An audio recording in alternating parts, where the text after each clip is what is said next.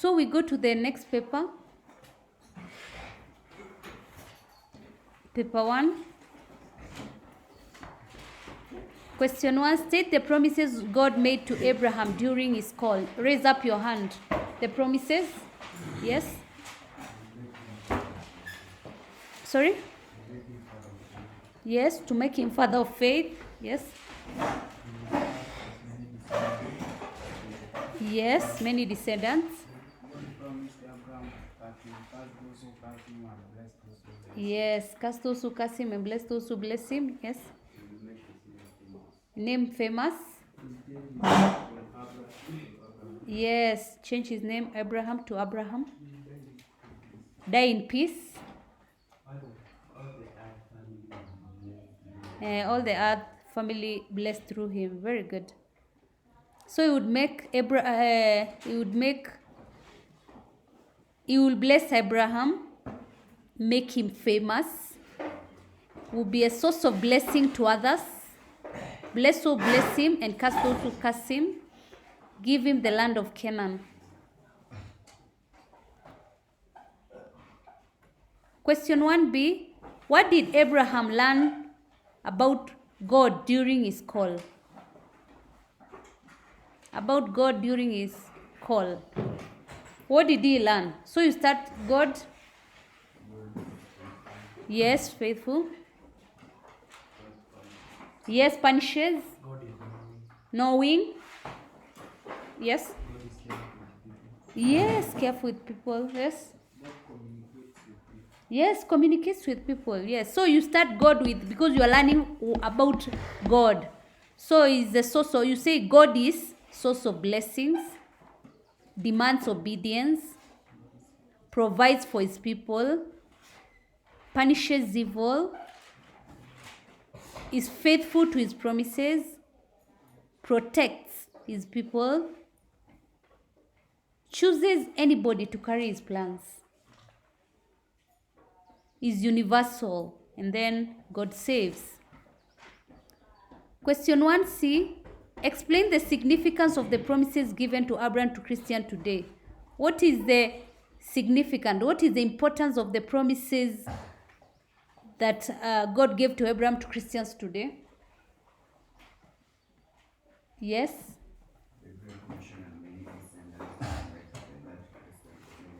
Yes, true.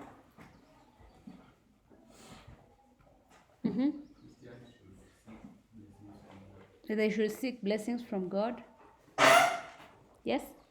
Christians learn to trust, obey, and have faith in God's promises. Yes, true. Christians are taught to live their past simply and put their trust in God. True. Yes?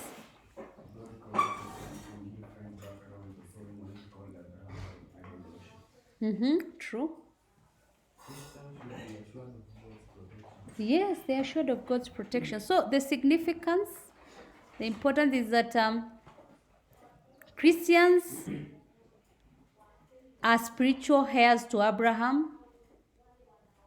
Also, they receive blessings from God. They should avoid evil to escape God's judgment. They inherit eternal life. They are the members of the new Israel. They are protected by God. They also should request for their needs from God.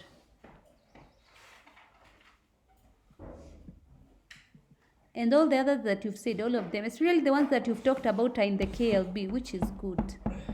Question 2a. Describe the characteristics of local Canaanite religion. Yes? It was a nature religion. Yes, it was a nature religion. This side you've not spoken. Yes? Yes. For human sacrifice. Yes.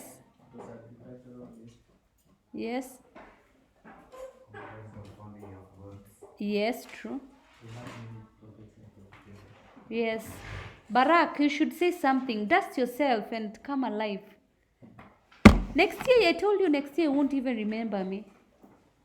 So just dust yourself. You will find a lot of issues or a lot of challenges in life as a man. And when you find them, I want you to dust yourself and pull. Because if you continue holding that grudge, it's going to eat you up. Just let it go. Just let it be. Not even, let's say next year you won't even remember. Maybe you even remember when you see your CRE results. But 10 years, I won't even come to the glimpse of your mind. So think about it like that. You'll find there are many other challenges outside there. And you need to toughen up. Just let it go. And then you come, say something. Because you're not talking. So characteristics, yes, Samuel, what are you saying? They have many prophets and prophetesses. Yes, true. Shamala, you've not spoken today.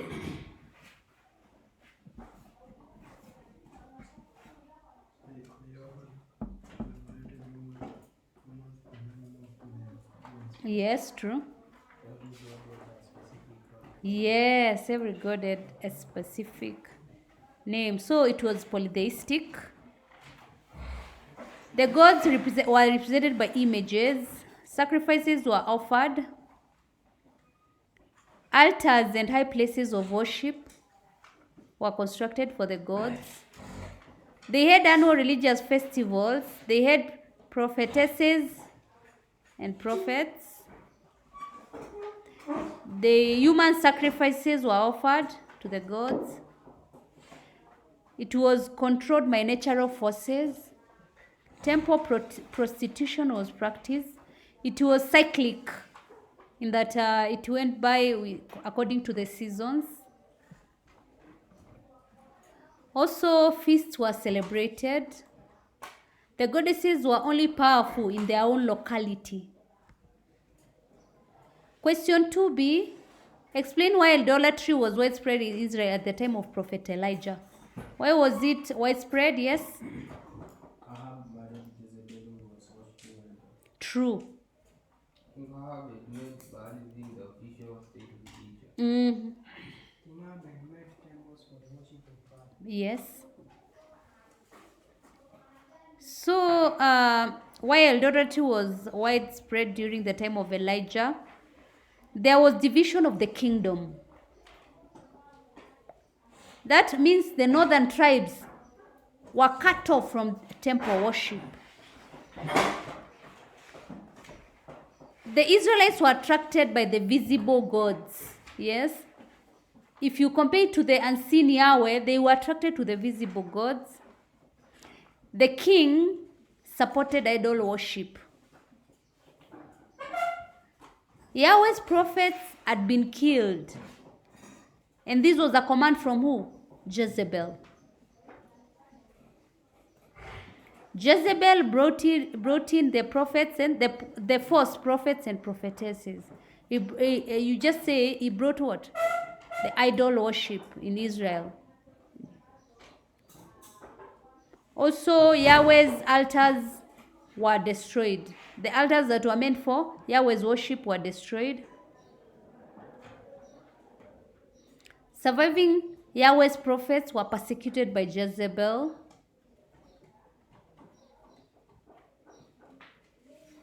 Israelites intermarried with neighboring nations that practiced idolatry. So they intermarried. Not even the king who intermarried with Jezebel, also the Israelites intermarried with the neighboring nations which practice idolatry.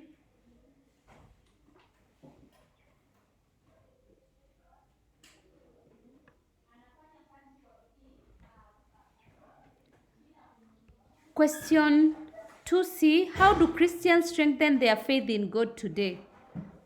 Raise up your hand. How do they strengthen? Yes? Yes, reading the Bible. Praying, yes. Yes, true. Yes, true. Yes, true. Yes, you forgive.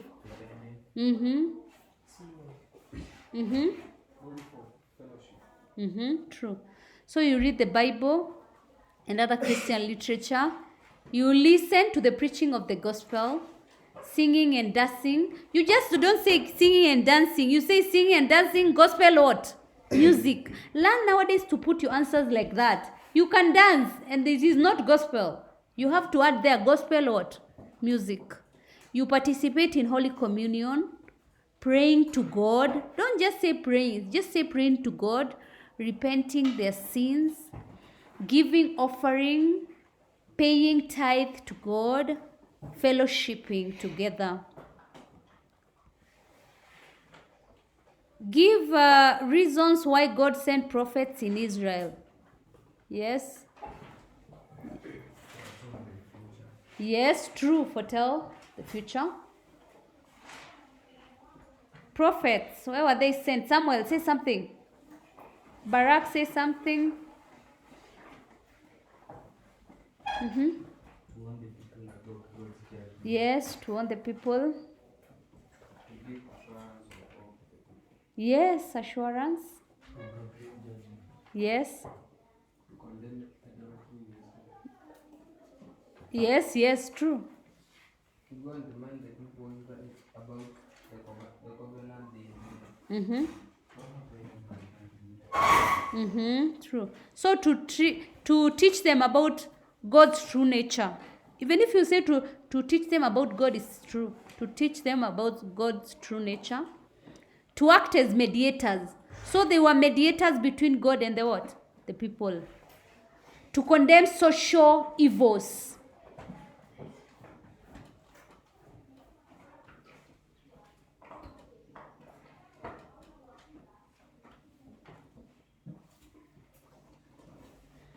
To anoint leaders. You've forgotten that one. To anoint leaders or kings. To warn people of God's coming judgment. To teach people of the covenant way of life.